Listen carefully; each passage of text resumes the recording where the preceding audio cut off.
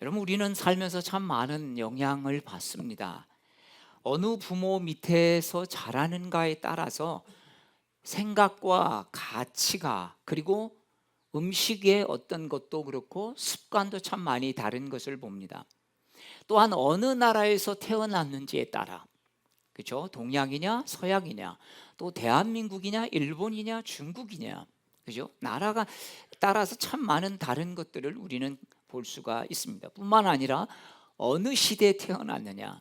여러분, 조선 시대에 태어났다면 이렇게 예배를 드릴 수가 없죠. 여러분, 옛날 혹시 예배당 보신 분이 있습니까? 초창기에 교회가 이렇게 남자 여자 드릴 때 이렇게 기역자로 예배 드렸습니다. 그래서 강대상은 여기 있고요, 이렇게 해서 여긴 남자 여긴 여자가 앉는데, 남자 여자들은 서로 누가 들어오는지 문이 달라서 볼 수가 없습니다.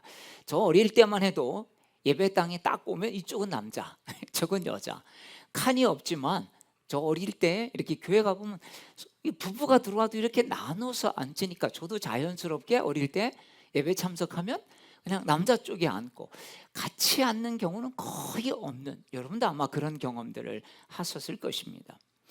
뿐만 아니라 어느 종교를 믿고 어떤지에 따라서 여러분 사고가 다르다는 것입니다. 저는 인도네시아에서 오래 살았기 때문에 이 인도네시아의 이슬람인들이 어떻게 생각하는지 참 때로는 놀랄 때가 있었습니다. 그 사람들에게 선을 베풀잖아요. 그러면 고마워하는 사람들이 많지 않습니다. 아니, 왜 저 사람들은 저렇게 친절을 받았고 우리가 좋은 일을 했는데 왜 고마워하지 않을까? 나중에 알고 보니까 이런 거예요. 우리 같이 도와줄 사람이 있으니까 너가 우리를 도와주면서 신한테 칭찬을 받을 수 있는 거 아니냐, 이런 거죠. 여러분, 참 신기하지 않습니까? 그래, 나 같은 사람이 있으니까 너가 좋은 일을 하도록 내가 도구로 쓰임 받는 거야. 그러니까 나는 너한테 감사할 필요가 없어, 이런 생각을 하더라는 것입니다.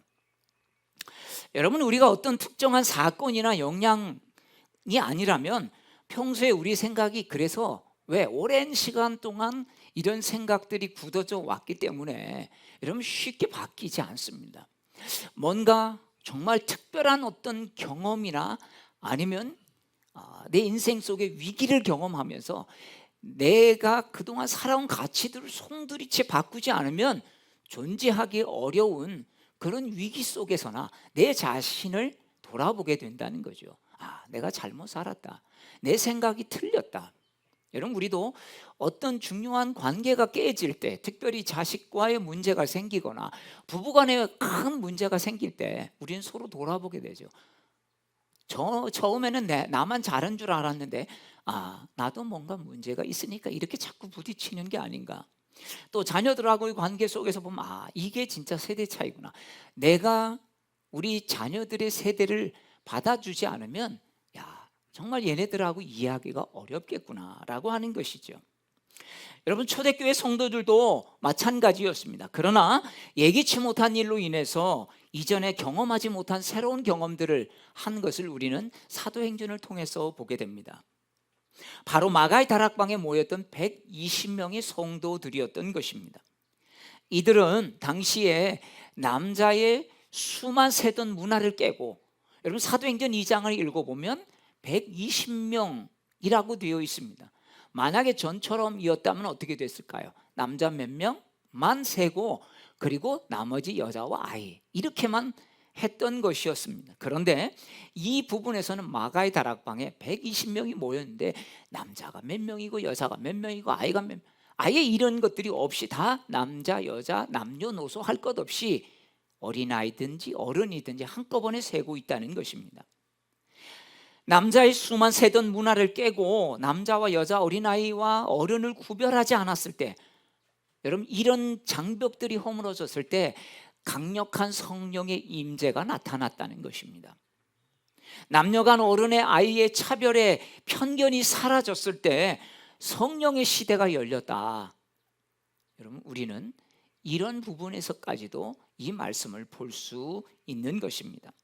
자, 이에 이어서 베드로가 이방인이었던 고넬료에게 복음을 전하고 세례를 주니까 성령이 임한 사건이 일어납니다. 남자와 여자, 어린아이와 어른의 편견이 이젠 넘어서 유대인과 이방인의 이제 이 편견이 사라지는 중요한 초대교회 사건이 바로 오늘 이 10장 11장의 사건이라는 것입니다.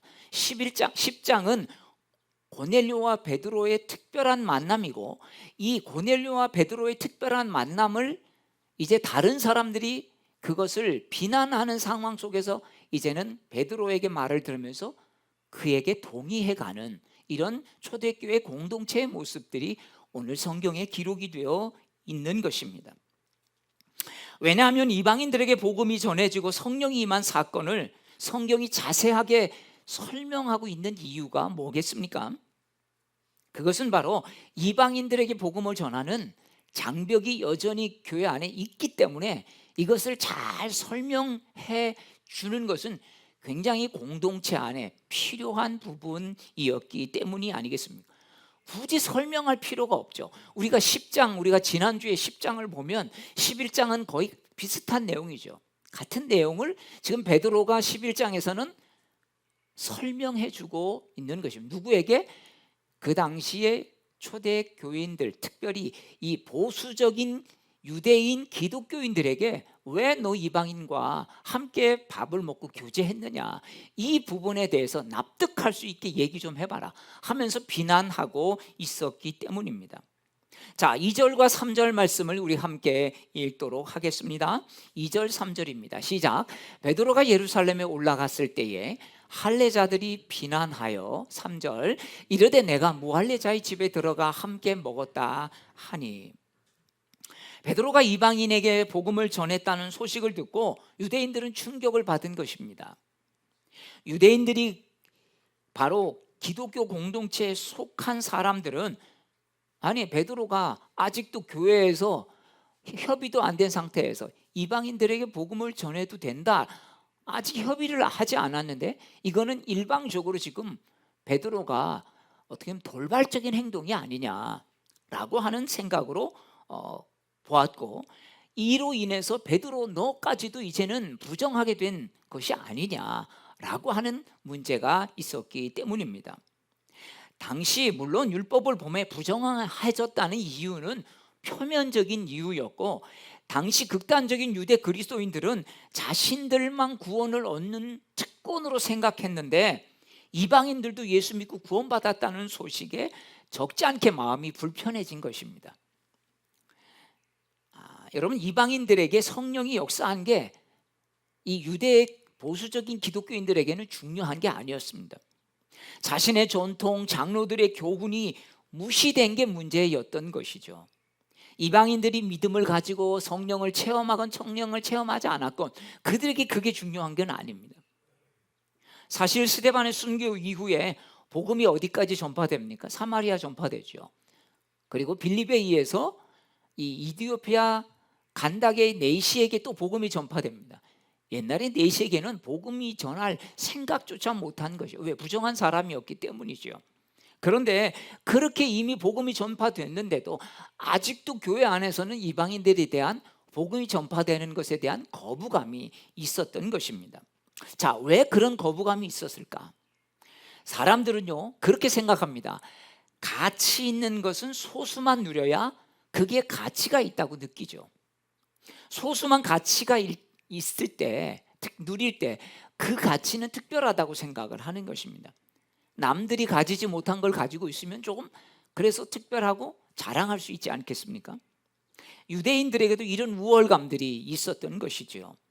예수 믿는다는 것으로 핍박을 받고 있는 상황에서 고난받는 그리스도인들이 이런 우월의식이나 자부심 없이는 그래도 고난을 견디기는 어려웠다라고 생각했을지 모르겠습니다. 어떻게 보면 이 자부심은 고난을 견디는 또 하나의 보상이라고 할 수 있습니다. 그래, 아무나 예수 믿는 게 아닌데 내가 이렇게 유대인으로서 예수 믿는 특별한 건데 고난 정도는 받아야지. 그래서 이 특별한 걸 난 포기할 수 없지, 이렇게 생각을 했던 것입니다. 그런데 이런 율법적 성향의 유대 그리스도인들을 비난할 수만 없다는 것을 우리는 이 말씀을 통해서 솔직하게 내 마음을 볼 수가 있다는 것입니다. 왜냐하면 여러분, 우리도 살아가면서 사실은 편견과 고집과 어떤 특권 속에 살고 싶어 하기 때문이죠. 예를 들어서 여러분 혹시 이런 거 경험하신 적 있습니까? 어디 우리 이제 야유회배 가는데 소풍 가는데 가서 보니까 크로바가 막 있어요. 혹시 하고 네잎 크로바를 찾았는데 딱 있는 거예요. 이야, 이게 네잎 크로바를 찾았다. 이제 뭔가 이렇게 좋은 일이 있을 것 같은데. 근데 다른 사람들이 딱 보면서 네잎 크로바? 근데 다 네잎 크로바를 찾은 거예요. 그럼 어떻겠습니까? 기대했다가 에이, 어떻게 보면 왜 이게 좀 흔하지 않으면 뭔가 그래도 내게 행운이 올 것 같은데 이게 흔해 버리면 어떻습니까? 예, 이건 누구나 다 가진 것을 행운이라고 여기지는 않기 때문이 아니겠습니까?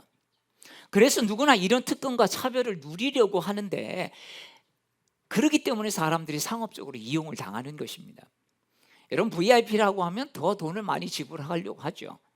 그래서 신용카드든 멤버카드든 뭐 어떻습니까? 골드 VIP, 나중에 다이아몬드 VIP, 요즘에는 뭐 다이아몬드 VVIP, 뭐 베리 베리 임포턴트 퍼슨, 뭐 이제 더 붙일 게 없어서 이제 V가 나중에 하나 더 붙을지도 모르겠어요. 그러면서 이 카드색을 바꿔가면서 막 연회비가 엄청나게 높이면서도 그것은 소수 한정, 특별한 사람만이 가질 수 있는, 돈 있다고 가질 수도 없어요. 사회적 지위가 있다고 가질 수 없어요. 막 이러면서 선전을 하면서 그 카드를 여러분 우리가 발급받으려고 하는 사람들도 있다는 것이죠. 우리가 이 정도까지는 아니지만 어떻게 보면 참 그런 것에 이용당하고 산다는 거예요. 왜? 누구나 다 나는 특별한 사람이고 어떤 특권을 누리고 살고 싶어 하기 때문입니다. 참 우리가 그래서 어릴 때 자라면서 참 그런 생각들을 해봐요. 하찮은 것으로 부모의 잔소리를 들었고, 또 그 잔소리를 들은 자녀가 부모가 되었을 때 또 하찮은 소리로 그 자녀를 훈계할 때가 많이 있습니다. 저도 어릴 때 그런 혼난 적이 있어요. 그냥 지나가다가 문지방 밟으면, 야 문지방 밟으면 야 복 떨어진다 그러고 혼난 적이 있습니다. 밥 먹을 때 말하면 복 나간다고 혼났습니다. 지금은 말없이 밥 먹으면 밥만 먹는다고 혼납니다. 왜 밥만 먹냐고. 시대가 바뀐 거죠. 여러분, 말 없이 밥 먹어야 하는 시대에 태어난 사람들은 밥 먹으면서 말하는 게 참 쉽지 않습니다. 뭐 왜 그런지는 이야기하죠. 여러분, 이게 복 나가는 문제가 아니라 먹다가 하면 이게 튀니까 위생상 좋지 않기 때문이죠. 지금처럼 여러분 뭐 약이 좋거나 병원이 잘 돼 있으면 누가 한 사람 감기 걸리거나 무슨 병에 걸리면, 아니면 뭐 폐렴이나 폐결에 걸리면 다 옮지 않습니까? 그래서 하지 말라고 하는 건데, 이거를 다른 걸로 또 손톱 깎다가 혼났습니다. 귀신 나온다고. 여러분, 그때는 왜 손톱 깎지 못하게 했을까요? 집안이 어둡고 집안도 조그만데 여기서 저기 튀고 그러면 그게 다 음식에도 들어가고, 여러분 그렇게 되지 않겠습니까? 그런 이유로 분명히 하지 말라고 했을 것입니다.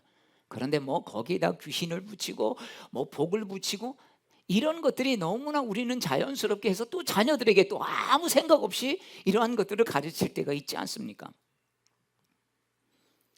그냥 그렇게 부모에게 영향을 받아 살아온 것뿐인데 그게 진리인 것처럼, 그게 진짜 옳은 것처럼 생각하다가 어느 순간에 깨지죠.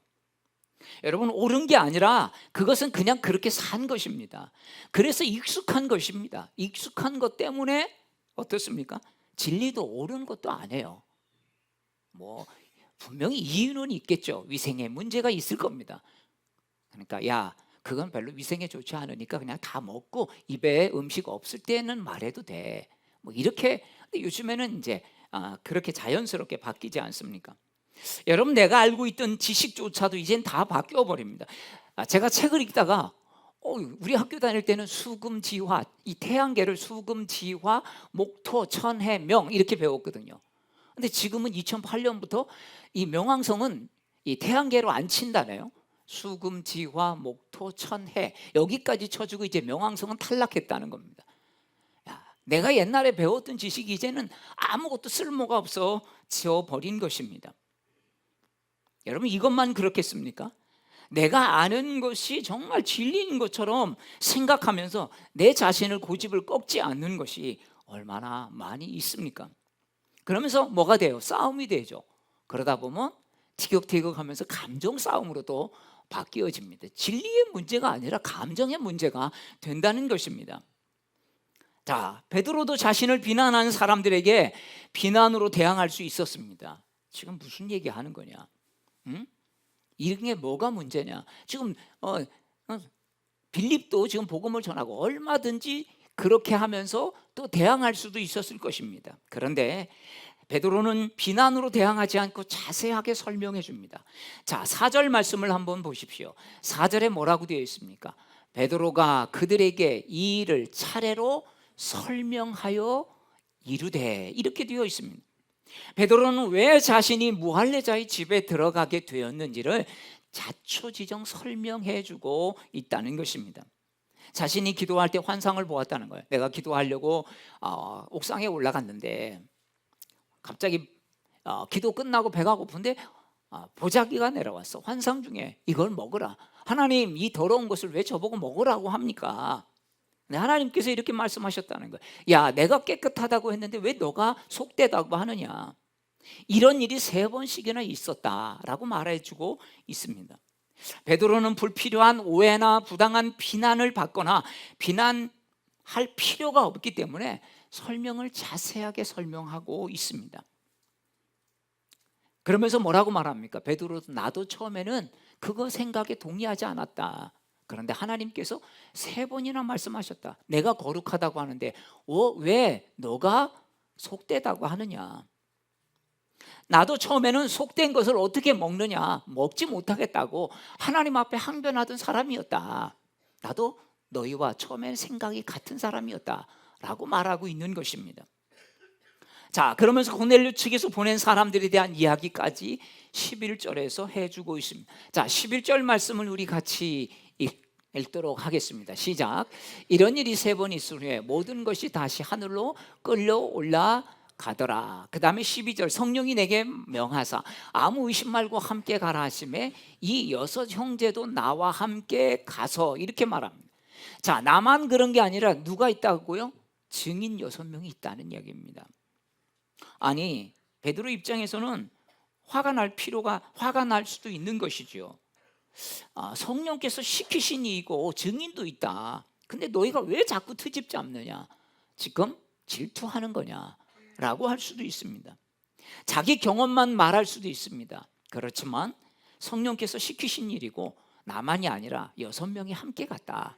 그것을 분명한 목격한 사람이 있다 라고 증인도 또 증거도 설명해 주고 있습니다. 사랑하는 여러분, 우리가 이런 어떤 분란이 있었을 때는요, 지혜가 필요합니다. 나만 옳고 나만 정의롭다고 어기면 여러분 똑같이 싸울 수밖에 없습니다. 비난하는 사람도, 비난을 받는 사람도 나중에 돌아서서 비난을 하는 사람이 되고 왜? 나는 정당성이 있으니까, 억울하니까. 내가 나쁜 것도 한 것도 아니고, 나쁜 짓 했으면 그냥 가만히 아무 소리 못하고 있죠. 나를 이렇게 속된 사람으로 몰아 비난을 한다고? 내가 비난받을 짓을 한 것도 아닌데? 이러면 이제 베드로도 화가 치미지 않겠습니까? 베드로는 하나님의 역사만을 말하지 않았습니다. 분명하게 고넬료가 임한 성령이 베드로를 청하라는 것, 13절에서 16절에서는 성령으로 세례를 받는다고 하는 것까지 생각났다고 말씀하고 있는 것이죠. 자, 그러면서 이어서 17절은 분명하게 이렇게 못을 박습니다. 자, 17절 말씀 우리 같이 읽겠습니다. 그런즉 하나님이 우리가 주 예수 그리스도를 믿을 때에 주신 것과 같은 선물을 그들에게도 주셨으니 내가 누구에게 하나님을 능히 맡겠느냐 하더라. 여러분, 이방인에게 복음을 전한 것은 자신의 일이 아니라 누구의 일이요? 하나님이 하신 일이다. 이렇게 말씀하고 있습니다. 베드로가 유대 기독교인들의 비난을 만약에 그냥 두면 어떻게 될까요?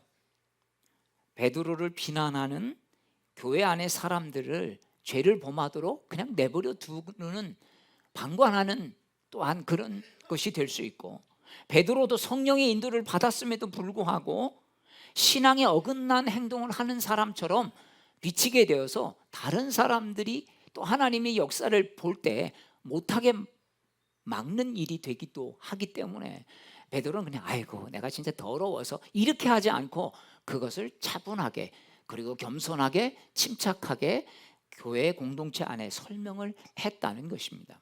사랑하는 여러분, 우리의 삶 속에서 가정 안에서도 어떤 문제들이 일어났을 때 막 화부터 내지 않고 차근차근 설명하고 또 상대방은 그 말을 들어줄 수 있는 그런 복된 가정이 되기를 축복합니다.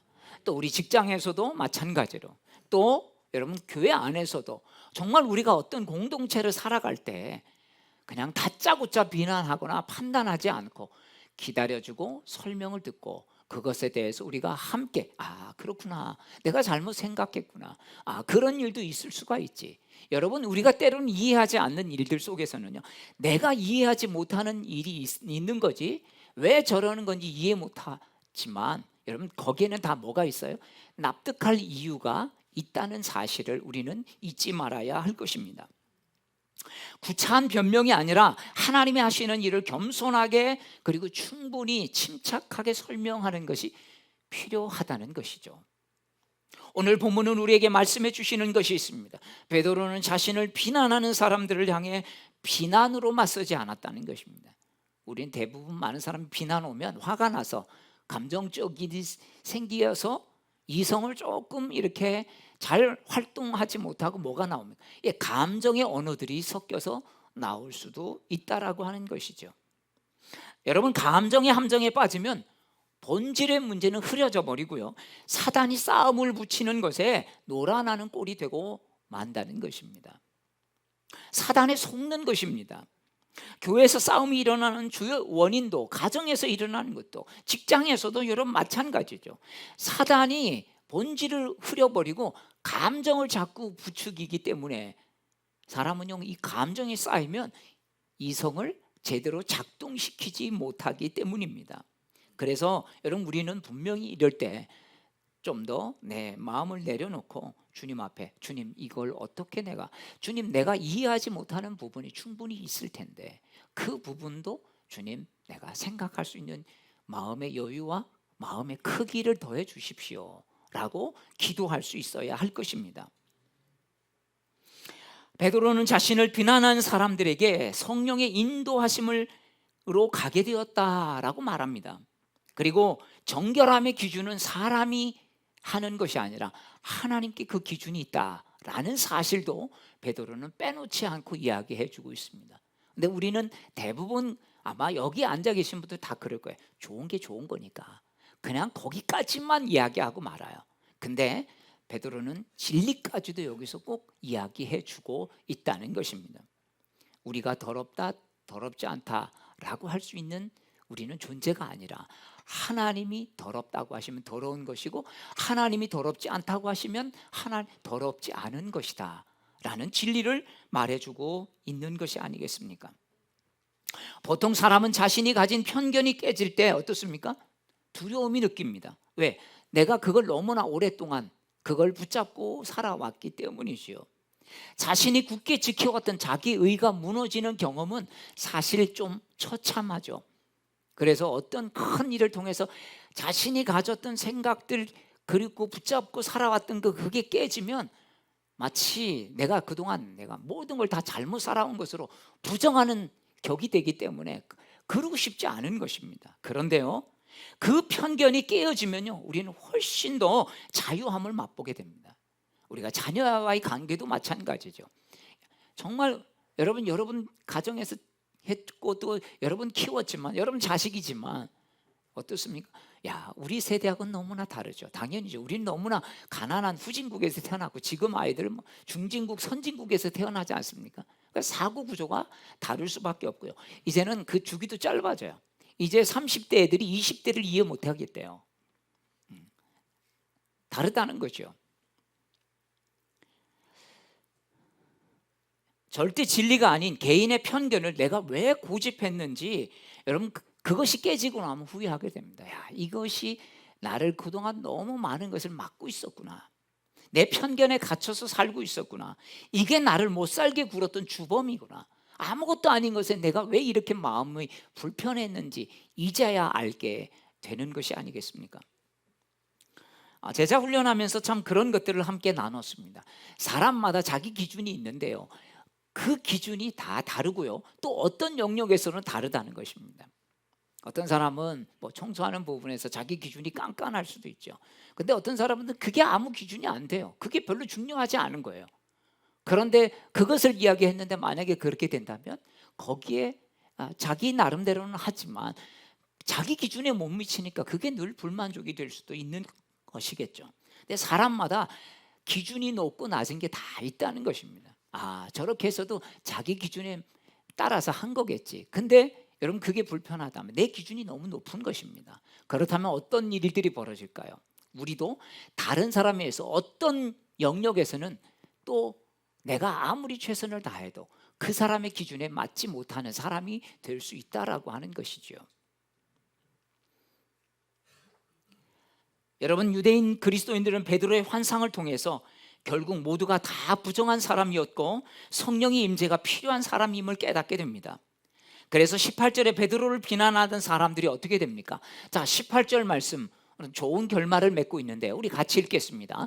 그들이 이 말을 듣고 잠잠하여 하나님께 영광을 돌려 이르되 그러면 하나님께서 이방인들에게도 생명 얻는 회개를 주셨도다 하니라. 막 하다가 하나님 감사합니다. 하나님 영광 돌립니다. 이방인들도 회개에 하나님 영을 주셨군요. 이렇게 말하는 거예요. 꼬리를 싹 내리면서 이제 그것들을 뭐예요? 받아들이게 되는 것이 아니겠습니까? 여러분 베드로는 인종적 종교적 편견을 극복해야 할 신앙의 장애물임을 분명히 하게 되었습니다. 신분의 고하를 막론하고 유대인이나 헬라인이나 예수 그리스도를 따르는 모든 이들이 예수 믿으면 구원받는다는 사실을 분명하게 성령을 통해서 가르쳐 준 것입니다. 여러분 하나님을 자신만의 하나님으로 가두려고 했던 이 사람들이 얼마나 부끄러웠겠습니까? 내 생각이 참 좁았구나. 성령께서 이렇게 역사하시는데 여러분 누구도 예수님을 믿음으로 구원을 얻을 수 있는 존재라는 사실을 이때 깨닫게 된 것입니다. 여러분 우리에게 적용하면 어떻습니까? 우리 동네 누가 오든 아니 저 사람이 우리 교회 별로 탐탁지 않게 볼 수 있어도 여러분 이게 엄청난 교만의 죄라는 것입니다. 잘해야만 온전해야만 출신이 좋아야만 좀 세상에서 어느 정도 가진 사람이고 공부한 사람이고 이런 사람만이 아니라 누구나 구원받고 하나님의 자녀가 될 수 있다는 이런 것들이 우리는 분명해야 할 것입니다. 그렇지 않고 그냥 내가 보는 편견 관습의 찌꺼기가 깨지지 않으면 여러분 교회 안에서 분란이 일어날 수밖에 없는 것이고 어디에서들도 여러분 그런 부분들이 일어나는 것이죠. 여러분 그러면 위아래로 훑어보면서 사람을 판단할 수밖에 없는 것입니다. 그 사람이 어떤 옷을 입었는지 어떤 모습을 하고 있는지 그러면서 우리는 마음에서 뭘로 하겠습니까? 이 사람 무시해도 될 사람이고 마음으로는 그렇게 안 하겠지만 여러분 그런 것들이 나온다는 것입니다. 바울이 주님을 만났을 때 눈에서 비늘이 벗겨졌듯이 여러분 우리의 눈에도 우리가 그동안 살아오면서 나도 모르게 갖게 되었던 편견과 차별의 비늘이 벗겨져야 할 것입니다. 하나님께서 깨끗하다고 하신 사람을 누구도 부정할 수 없는 것입니다. 내가 주님의 십자가의 은혜로 구원받은 것처럼 어느 누구도 구원받지 못할 사람은 십자가에서 없다는 것입니다. 물론 깨끗함과 부정함, 발음과 그릇됨, 옳음과 틀림은 늘 우리 안에서 우리가 내 자신이 풀어야 할 숙제인 것입니다. 모든 것이 다 어떻게 보면 수용된다고 우리가 그렇게 그냥 막 살아가라는 말씀은 아닙니다. 거룩을 지켜야 하는 우리 신앙은 내 안에서 정의도 있어야 되고 옳고 그름도 분명히 있어야 합니다. 그러나 이러한 것들이 내 자신에게 적용돼야지 다른 사람에게 판단하는 기준이 되어서는 안 된다는 것이죠. 주님의 제자들은 우리는 어떻습니까? 그냥 사람을 하나님의 마음으로 볼 뿐입니다.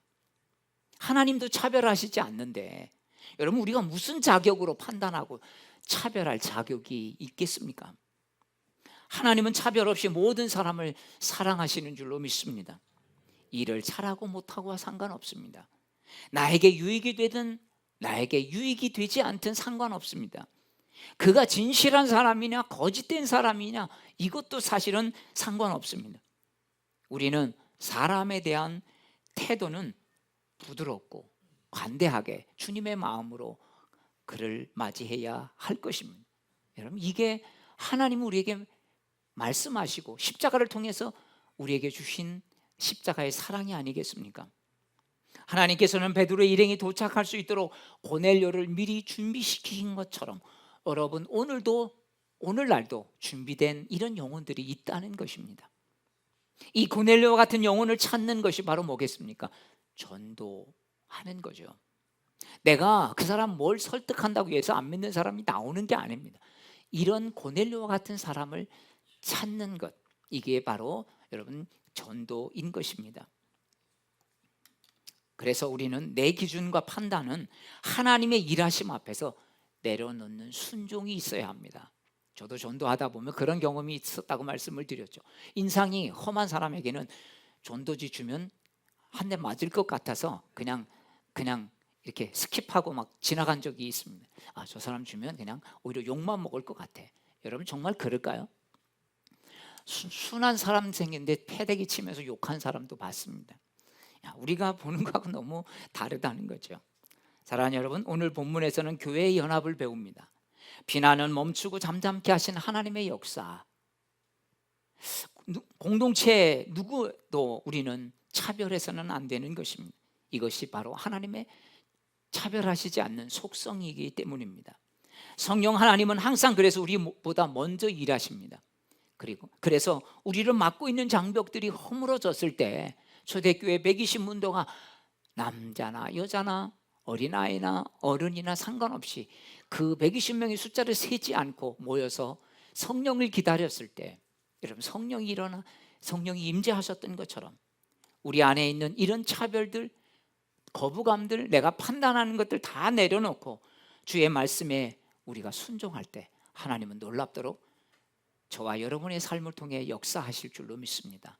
여러분, 그런 은혜와 자유함으로 살아갈 수 있기를 바랍니다. 항상 뭔가에 부딪힐 때마다 내 생각이 다 옳은 건 아니야, 내가 이게 익숙한 것이지. 여러분, 이렇게 돌아보면서 다시 한번 우리가 그 환경 속에 하나님이 뭐라고 말씀하시는지, 왜 나에게 저런 불편한 사람들을 때로는 붙이셨는지, 그것들을 바라볼 수 있는 은혜가 우리 삶 가운데 주어지기를 주의 이름으로 축복합니다.